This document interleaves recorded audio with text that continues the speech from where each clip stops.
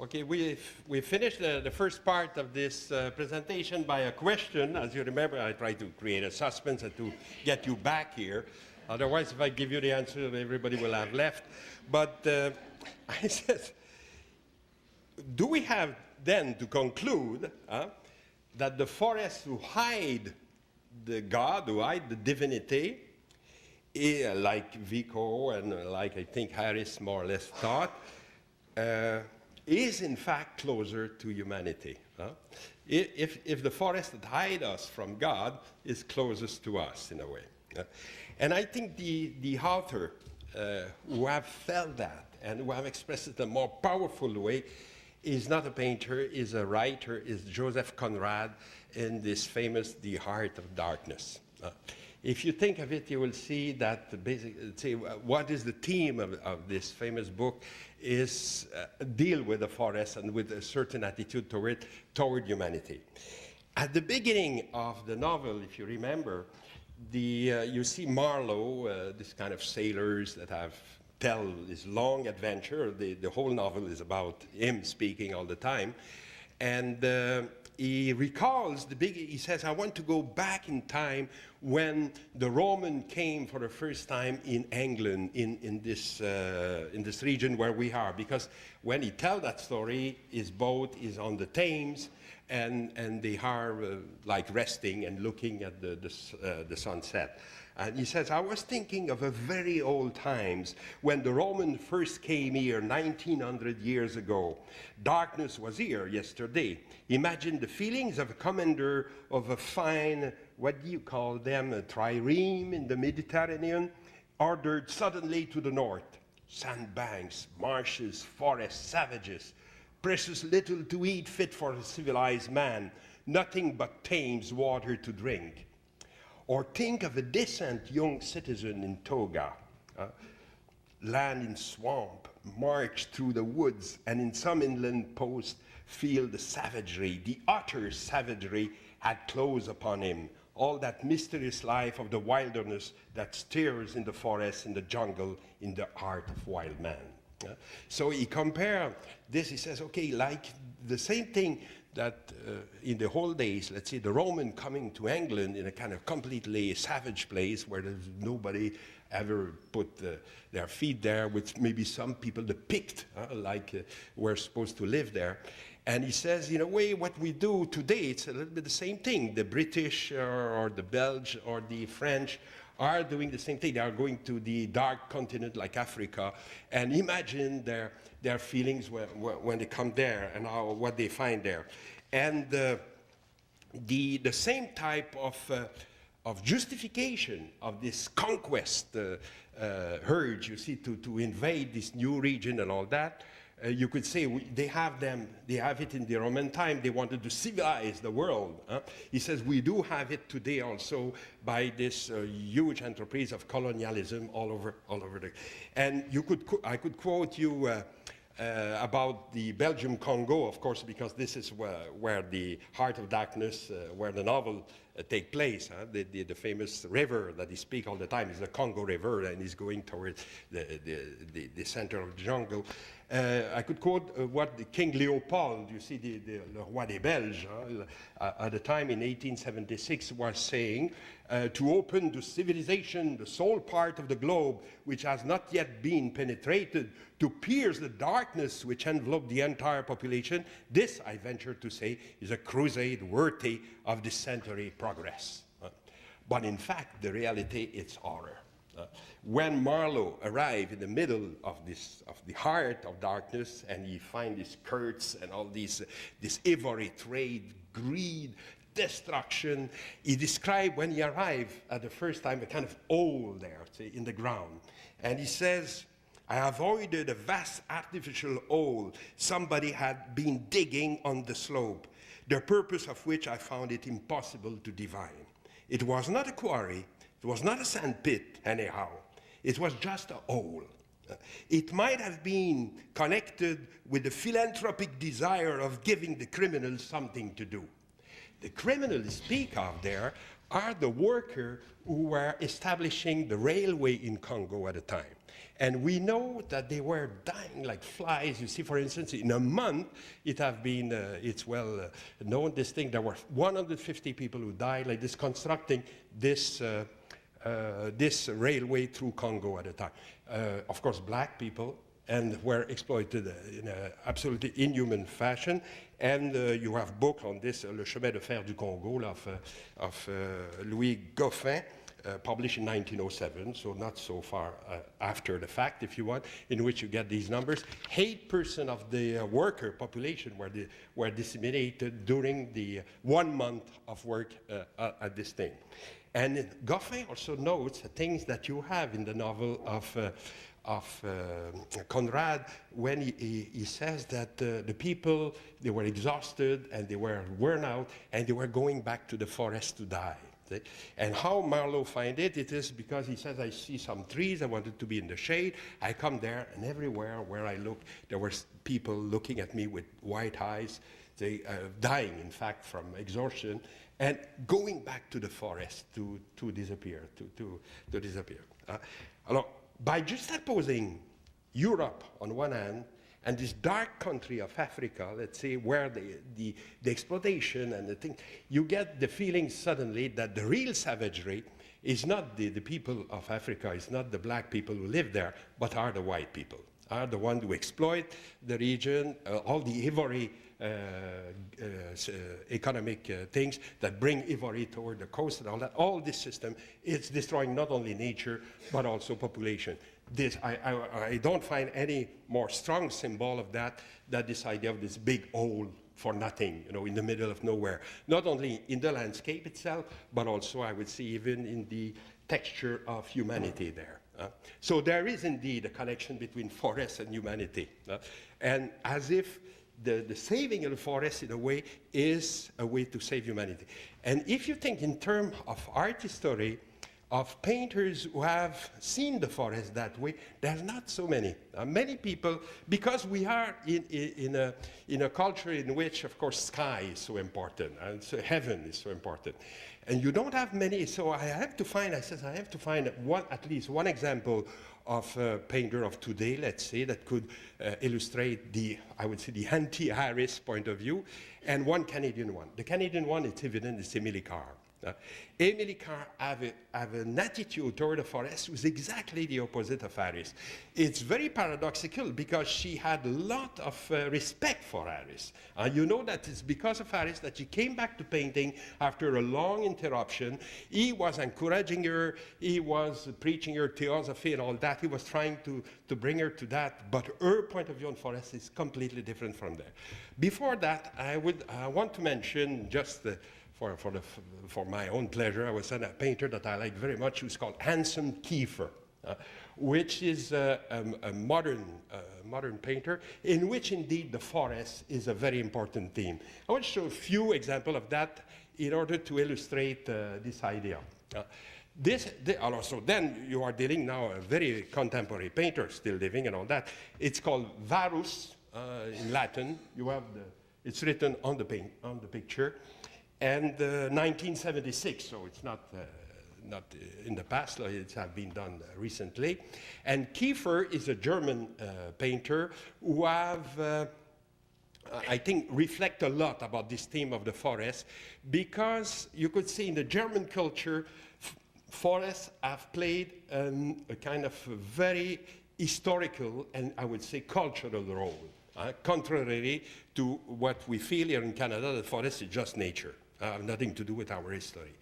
And there, in the contrary, he alludes there to, I would say, a very, very ancient piece of history. It is at the time when it's told in Tacitus, in authors of the Roman time, that the legionnaire Varus, who was a kind of general, you say a Roman general, wanted to invade the forests of Hircania, of what will be Germany later, of Germania, if you want, at the time, was stopped by the forest because the hero of the German at the time decided to bring him in the forest and to lose him there and to destroy his army that way. And this hero is written on the picture also is Herman, and you have also the name of his wife there. This I don't know by heart, but Tusnelda, that's a sweet name. Tusnelda is written there too. And so they are on the other side of Varus. And this Herman, of course, is Hermanius, if you want, or Germanius. He's a kind of eponym hero of Germany who have succeeded to defeat the Roman legion by retreating in the forest and bringing them there and getting them lost and then destroying their army that way. So suddenly you have forest was associated to some historical signification. It was very, very different from the idea of this is a part of nature that we can get rid of to get the illumination from above. And not only that, the other words that you see, it's full of words above there. Some of them are very easy to read, others less. For instance, in the very middle, you have Fichte, who is one of the important philosophers of Germany. You have also my Caspar David Friedrich, who is written there, as if the forest is then associated to all the history of Germany.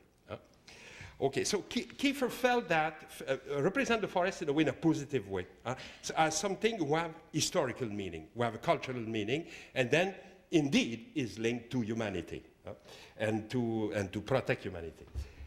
He have made on this few variation of on this theme. This picture is again of 1973. This time it's called Resurrexit. You have. It's hard to read, but it's written on one of the stairs up there. It's a kind of montage. Huh? You have a big square piece of canvas, and above it you have a little construction like this, a triangle shape in which he painted this little stair. So again, you have the forest, but here with the kind of very clearly path, like if we have destroyed some of the wood to create this path here. At the bottom, you see a serpent, a snake. A snake is always ambiguous. It's a Satan also. It could be like in the Garden of Eden. It's a bit the beginning of the destruction, and we have to be careful with the snake. And on the top, what he represents is the entrance to a studio. Kiefer have bought an old school that was abandoned, a little school for children, and he transformed this school in his studio. And it's very full of in wood like this, and he put Resurrexit there because in a way the wood there take another type of signification. What is forest become wood, and wood become human construction. It become a studio in which you could create painting.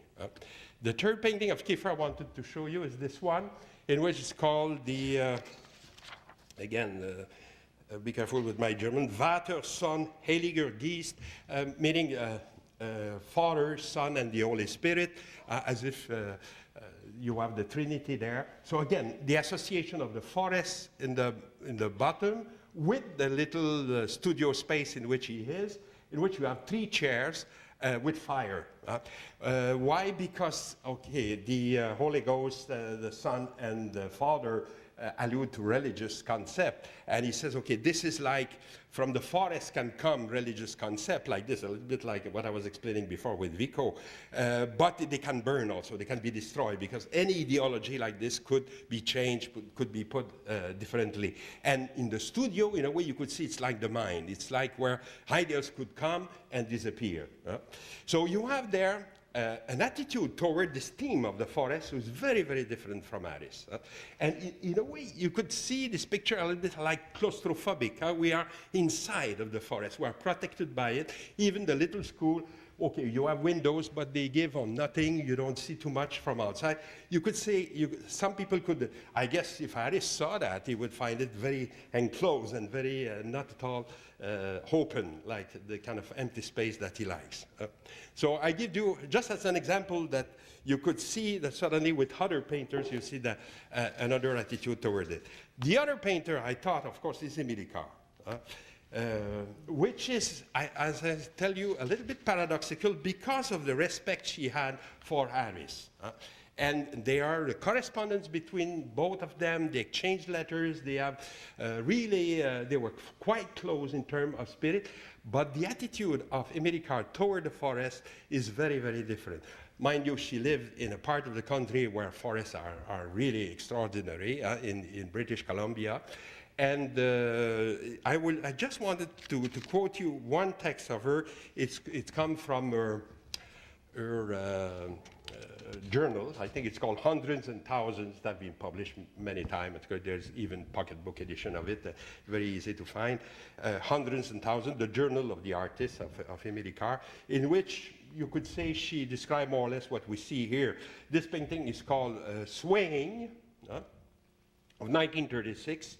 Swaying because I think she wanted to express the type of movement of wind in the trees there. She doesn't really represent the trees themselves, but rather the movement of the wind in the trees. And in the foreground, what is important, this kind of stump or cut trees at the foreground there that she described here. There is a torn and splinter ridge across the stumps I call the screamers. These are the unsound last bits, the cry of the tree's heart wrenching and tearing apart just before she give that sway and dreadful groan of falling, that dreadful pose while her executioner step back with their saws and axes resting and watch. It is an horrible sight to see a tree fell even now, though the stumps are gray and rotting. As you pass among them, you see their screamers sticking up out of their own tombstone, as it were. They are their own tombstones and their own mourners. So this attitude toward the cutting of trees is very opposite to what we had in Harris. Another example, you could say, well, maybe this is closer to Harris in feeling. It's called, but again, listen to the title, and right away you will see that there's another theme here. Scorn as timber, beloved of the sky. Scorn as timber, beloved of the sky. 1936 also, belonging to Vancouver Art Gallery. Okay, at first sight, when I saw that, I said, oh, this is closer to Harris. But in a way, what she represents there, it is what the logger left, what they didn't touch. Scorn as timber. And in a way, it's the hope of the rejuvenation of the forest. Because of these little trees who are left over, maybe we could have more of it. More important, I think, if you see the way the vibration of light here doesn't come from above. It comes from the ground toward the tree. It's exactly the other movement that you have in Harris' picture. In Harris, light comes always from above, from God, from the divinity. There it seems to come from earth and to encircle more or less the trees, to protect it, to make a kind of a gesture around it. Then again, you have another point of view. If we want to go back to Harris and to see how his painting have developed after the period, I have insisted more on it. You will see, I think you could divide in three main themes.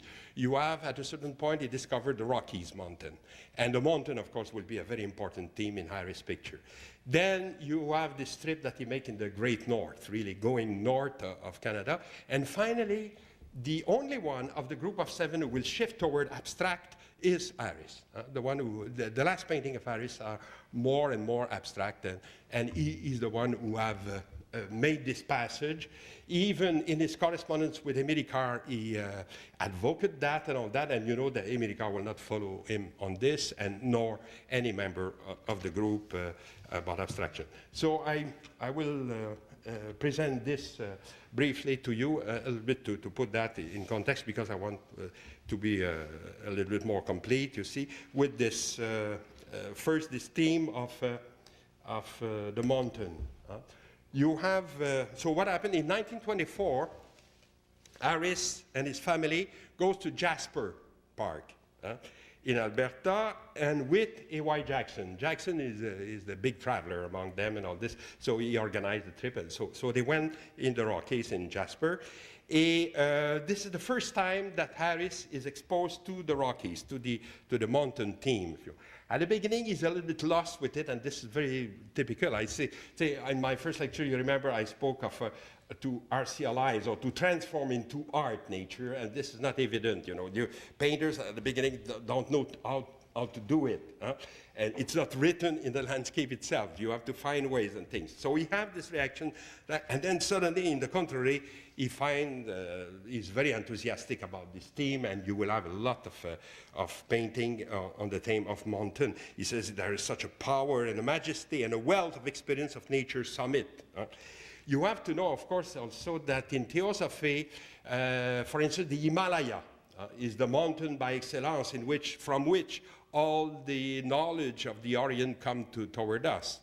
And in theosophical texts, you see very often mountain mentioned in that context. If we view, again, I quote Harris, a great mountain soaring into the sky, it may excite us, evoke an uplift feeling within us. There is an interplay of something we see outside of us with our inner response. The artist take that response and its feeling and shape it on canvas with paint so that when we finish, it contains the experience. A picture can become for us a highway between a particular thing and a universal feeling. That's always the theme, but then with a mountain. Of course, the most famous one of these pictures is this one. It's called Isolation Peak. That was done somewhere in 1930, close to the 1930s, in which you have, I would say, like three elements. The foreground is rather dark. It's less blue than you see here on the slide. There's some green there. And then suddenly you have the almost perfect pyramid of this isolation peak, covered with snow. And finally, in the back, this very dark blue. And if you read commentaries about this picture, very often people mention some symbolism of color about this type of picture. It's true, for instance, that the famous book of Vasily Kandinsky, The Spiritual in Art, of 1912, was known from Harris. You may have read that. And if you read this, you will remember that Kandinsky speaks at length of the opposition between yellow and blue.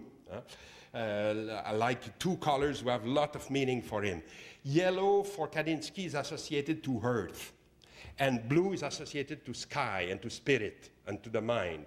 And so the opposition of ochre, let's say not yellow, but let's say of ochre and blue in terms of Kandinsky writing could be an opposition between earth and fate, earth and mind and spirit, if you want. Authors like Christopher Jackson, that I could find some comment on that, are much more specific and to my mind maybe more suspicious. I'm not sure that I can follow this completely, but anyway, I quote it to you. He says, according to Theosophy, blue stands for faith. Okay, this can make sense, blue. Yellow represents intellectual gratification. This is more difficult to swallow, but anyway. And white symbolizes the original truth that Theosophists believe have been scattered amongst mankind. In Isolation Peak, he says, we pass from the darkened foreground into a dazzling light and reach a higher level of consciousness at the summit of the mountain, which is backed by a wall of blue fate. Okay, why it is suspicious, this type of interpretation? I think symbols are never unequivocal like this. Symbols are always defined by their position. You cannot have a key of colors. You see, green means life and sun means joy and things like that. This doesn't work. You have always to put them in context. It's a little bit the same thing with interpretation of dreams. People says, okay, I dream of rats means this. No, it depends which rats, where they were, how they run after you. You have to put them in a symbol. I like this formula of Lévi-Strauss, les symboles n'ont de sens que de position. A symbol have meaning only when you put it in its context, and then all these type of easy key you see in which you associate one color to one signification habitually left you with doubt, and it's not completely convincing. It's possible that you could find for instance, Mondrian was certainly proposing a kind of opposition between colors like this. Mondrian hated green. it seems that he had a little tulip in plastic in his studio, and he painted in white. You know, he didn't want to have it green, and so okay, maybe then you could have it. But again, I warn you about this. We have to be careful. Symbols are always have to be put in context and to be understood. And okay, so this experience of the mountain, okay, could be explained. Of course, I understand that he was very struck by this, because indeed, as I told you, this is really the kind of symbolism that is repeated all the time, that truth come from mountain, come from above. Even in the Bible, after all, Moshe Rabbeinu got the Torah from the Mount Sinai. I've been in the Mount Sinai, and I'm sure that God gave the Torah there. There's no doubt. It's such a place, such an incredible spectacle around. You see, you have no trees, nothing. It's really a place for a revelation. So this idea of mountain revelation and religious revelation, I think there's no doubt about this. The other experience that Harris did, and was very striking for him, is also finally to go to this north that he was speaking so much about, you see, and to see it with his very eyes. Again, this is very dated, if you want. It's in August 1930 that he had the chance to go with Jackson on a boat owned by the Canadian government at the time, was called the Beothuk. And this boat was going to the Baffin Islands, then to Greenland, and then down south to Labrador and Newfoundland. And they make really a fantastic trip like this of 2 months. And again, for Harris, this was absolutely an incredible experience. I think also it's at the time in the 30s where this theosophic interests become even more pronounced. And so for him, that was it. You see, he saw this kind of clear landscape of the north. And you could say the more you go, the more he eliminates in his palette all the other color except the blue and the white and all the intermediary between both. As if the spiritual color, if you want, suddenly take over and becomes the only one. The painting becomes, well, maybe cold. I was about to say colder indeed, but also even more distant to us. They are more abiding. And that could explain also that the reception of this type of painting of Harris were mixed. You see, Jackson says that Harris was the most loved and the most hated of the group of seven. Say people or like it very much or didn't like it. But indeed, this kind of reduction of the color and the importance given just to form like this could explain a little bit this evolution. And it's not astonishing that from there, it could shift toward abstract painting. Let's say, I will show you just 2 examples. This one have a kind of funny title, well, complicated, let's say. It's called Winter Comes from the Arctic to the Temperate Zone. Winter comes from the Arctic to the temperate zone. Okay? It's 1935, about 1935. And well, when I got my notes, still in the estate of the artist, probably now it's in a public collection, I could imagine. And what happened after a certain period, at this time, Harris divorced from his first wife and married Bess Hauser, that I was mentioning before, meaning the wife of Fred Hauser, of his good friend, to the dismay of Toronto good people. Because not only they shift wives like this, but they were still good friends and see each other, and all theosophists also. This is wonderful religion, and solve all the problem. And at the time he went to New Hampshire, and he decided that New Hampshire is the north. It's important for him, you see, that even if you go south, it should be, so it's not like Massachusetts and New York and Vermont, but New Hampshire is like the north still. And what he represents here in the foreground, you could say it's like, during the winter you have a fir tree full of snow like this. So this is what you see in the foreground, but in the back you have one of these islands of the of the Arctic. That's there. And finally, the mountain in the background with almost just a pyramid. And you could say, don't he make relays for us to see this transition between New Hampshire and the great team that is interested in this kind of pyramidal mountain in the back. You have three intermediary. You have the New Hampshire stillness of the snow, the tranquility of it in the foreground, then this kind of Arctic island, and finally the sky was open to see, to show us this mountain. And it went, in the case of Harris, it went quite far in terms of abstraction. You do have a picture like that who are more and more abstract, and with title like Composition Number 8, for instance, like this one, and of 1936, and who have been called later on, apparently not at the time when he painted it, but when he exhibited it, he gave him a title, Riven Hearth. Riven Hearth, this is a word that was not familiar to me in English, but I have colleagues around me who can tell me. Riven means split, means broken. And even if you see in the foreground, you see a kind of sphere there, which seems to be cut in half by a shape that is described as a kind of a jigsaw puzzle, a three-dimensional jigsaw puzzle shape, that could enter like that and split Earth in half. So there's a kind of apocalyptic meaning there, which is a little bit obscure.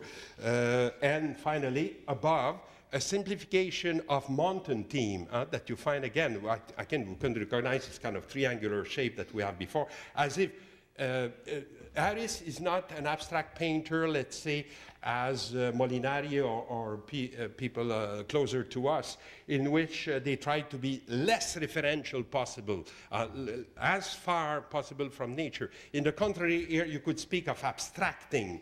You start from nature and you abstract shape from there, and there is a reminiscence of the sources. As you could see even in the split Earth in the foreground, it reminds us of the island that you have depicted in previous picture of Lake Superior.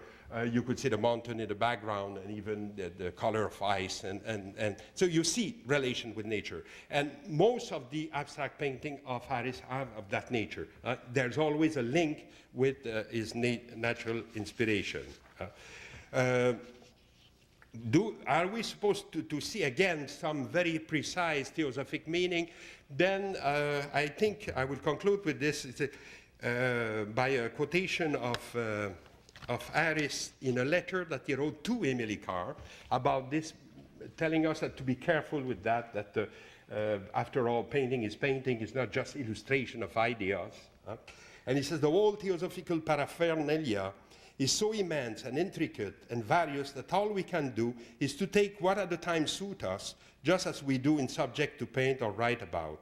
Or it should be creative, that is from the mass of information, lore, and ideas we fashion over our philosophy and way of life, and remain above all genuinely individual. Here again, each of us is to judge for himself.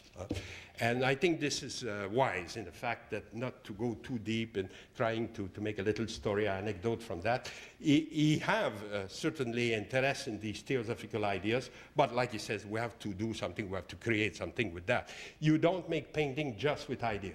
You need also a brush and matter, and you need to translate it in real thing. And okay, so what can we conclude?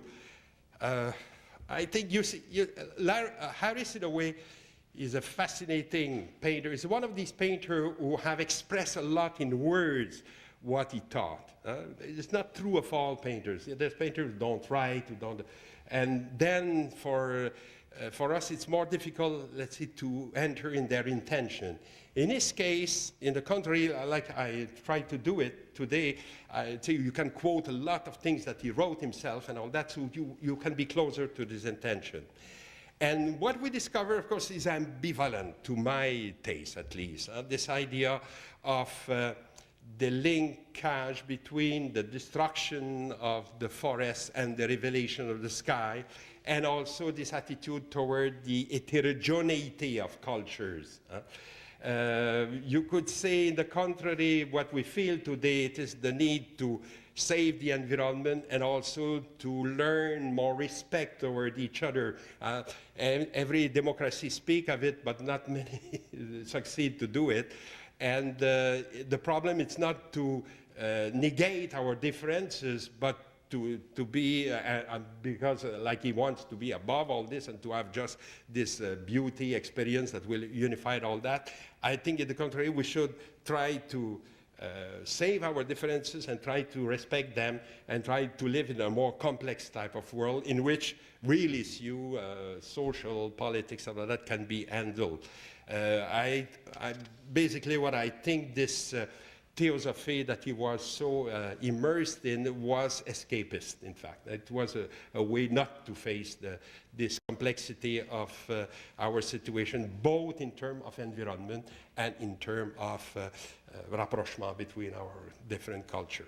So I will finish with that. Thank you for your attention.